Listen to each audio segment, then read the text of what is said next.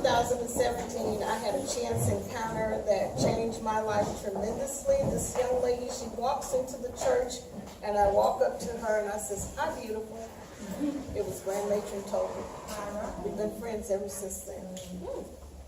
Let's give her a hand clap. I send you greetings and good afternoon from Camellia Rose Grand Chapter, Order of the Eastern Star, and Most Worshipful Mount Tabor Grand Lodge, Ancient Free and Accepted Masons.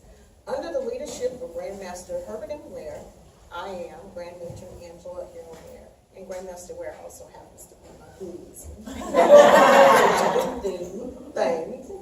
My spiritual advisor. He's all of that in the bag of chips. May we greet each other with a smile, hug, and speak kind words. What is it that people most deserve? What is it that drives people to accomplish great things in this life? What is it that causes us to do when we don't want to do? Anyone has an answer? Love. What is love? Each of us sitting here will give a large variety of answers. That's why it's important to examine its early history to see God's design. If you don't understand what love is, your relationship with God, yourself, and with others can manifest into something you never intended it to be. The dictionary meaning of love is a feeling of strong and constant affection for a person, a warm detachment, enthusiasm, or devotion to that person. The first mention of love is in the Bible. It appears in the story of Abraham and his beloved son Isaac. Genesis chapter 22, verses 1 through 2. God tested Abraham, his only son, to give up for an offering. And then the one we all know is John 3:16. For God so loved the world that he gave his only begotten Son, that whosoever believeth in him should not perish but have eternal life. God's love is limitless, and that no matter what happens, God will always love you. There is nothing we can do to separate ourselves from his love. If I had to give a title to what I'm about to speak about, the protocols of love. So we all know the word protocol. 1 Corinthians chapter 16, verse 14 says, "Let all that you do be done in love." Love has a protocol. Love is patient. Love is kind. And love does not envy or boast. It is not arrogant or rude. It does not insist on its own way. That is why I say love has a protocol. When you have a protocol, that means things are done in order.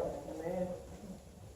It is not irritable or resentful because of wrongdoings or what have you. It does not rejoice in iniquity, but rejoices with the truth. Love has an element of truth. As some of us can't stand the truth. Yes. My sisters, if we are going to have love in our lives, that means something comes before you. Because again, love has a protocol. You are the center of your universe. In order to have love within your universe, you have to follow the proper protocol. And the proper protocol has always been from day one. And ye shall receive. Give and ye shall receive. Now let's talk about giving.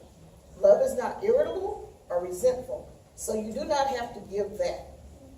You give compassion, you give understanding, and you give support.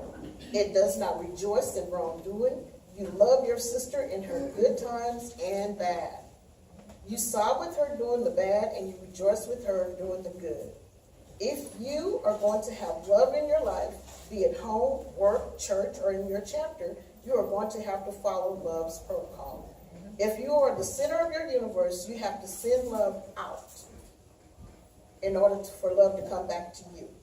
You have to give before you receive. Before I take my seat, sisters, remember, a relationship is not a place you go and get something, but a place where you go to give. Honesty, respect, trust, and love. My second nugget is commit to cannot. The C stands for constant, the A stands for and the N stands for never ending, and the I is improvement in your relationship with God, yourself, and your sister. It is the key to fulfillment. Grandma Tolbert, I thank you so much for extending the card. I'm delighted to be here. And Matron Kenny, it's been a while since I've seen you. I saw you last year, and the friendships that I've made today. It is wonderful when we all can fellowship together as sisters. I look forward to building a healthy and wholesome relationship, and look forward to more to come. And again, I'm excited to be here. Thank you.